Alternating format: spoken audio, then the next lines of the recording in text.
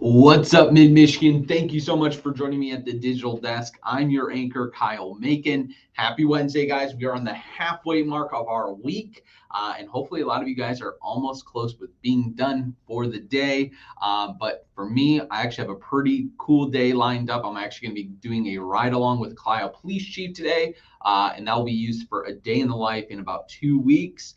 So yeah, I'm looking to have a pretty good day, and I hope you guys do too. But of course, we're at the digital desk, so I'm going to take a look at the big stories coming out of Mid-Michigan. So let's get right into it.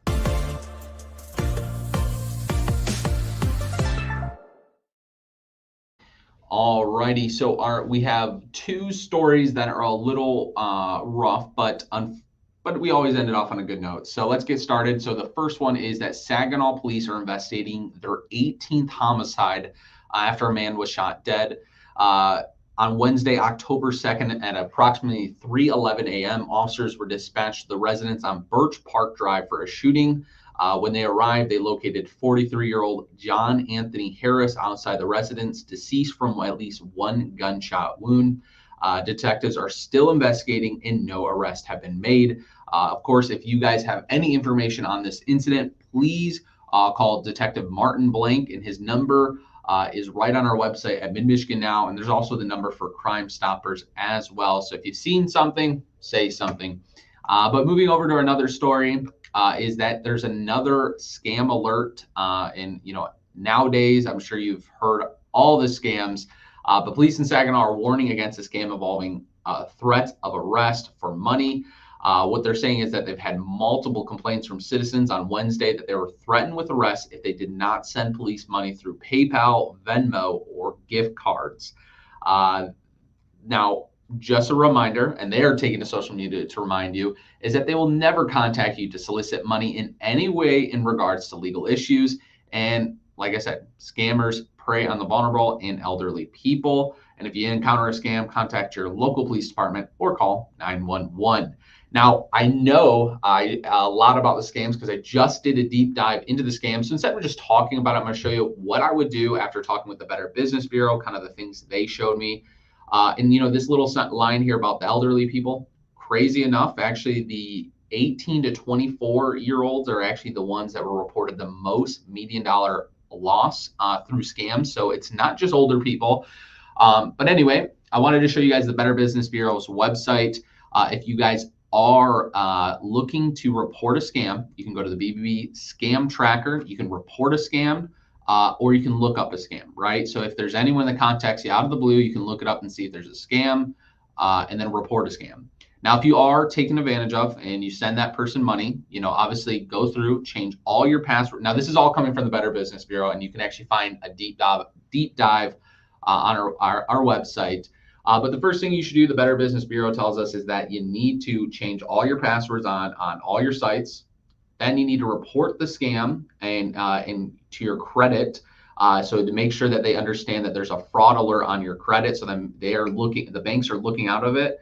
And if you report it to one of the agencies that deal with credit, they will respond to the other agencies and let them know that there's a possibility of a scam going on, or someone might be taking money that is not you. And then, of course, like I said, report the scam, look up the scam on the scam tracker. But unfortunately, like I said, usually when they're taken advantage of, unfortunately, there's a lot of times you don't get that money back. So just remember, always be hesitant on clicking links or anything, or, anyone asking for PayPal, gift cards, or Venmo. Just always have your guard up, because you never know who it is, and it could always be some malicious person. And the issue is about trying to get that money back, is a lot of these scammers are they're not from the US. They're from other countries, and they're taking your money, and there's no jurisdiction to get them that money back. So make sure to be really, really have your guys' guards up to make sure you don't get scammed. And then leaving off with another good story. After 20 years, ambulance services have returned back to Flint. The city has purchased 3 ambulances that look to cut response times down by half. In a press conference yesterday, Flint Mayor Sheldon, I actually did this story. So Flint Mayor Sheldon Neely says that the Genesee County has a shortage of EMS services, and people could be waiting up to 30 minutes for help. Now, these ambulances will be stored and operated by the Flint Fire Department, where there'll be 2 in operation and then 1 for backup. And then how they were paid for, well, Mayor Neely says they were purchased by grants. He says, and quote, this was not at no cost to our tax-paying citizens in the city of Flint. This was paid for with our American Rescue Plan dollars and also our opioid settlement dollars. The ambulances will only operate within the city unless there's a major event. Now, obviously, we haven't fully understand what might be the cost after, for maintenance and stuff. But I'm sure we'll find out much more later on for that.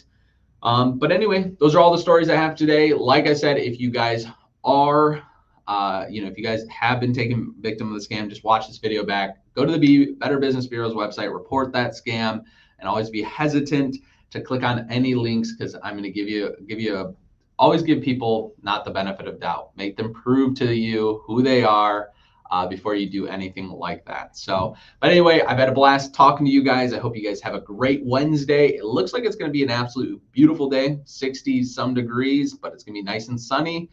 So I'm looking forward to that. So I will see you guys later and take care.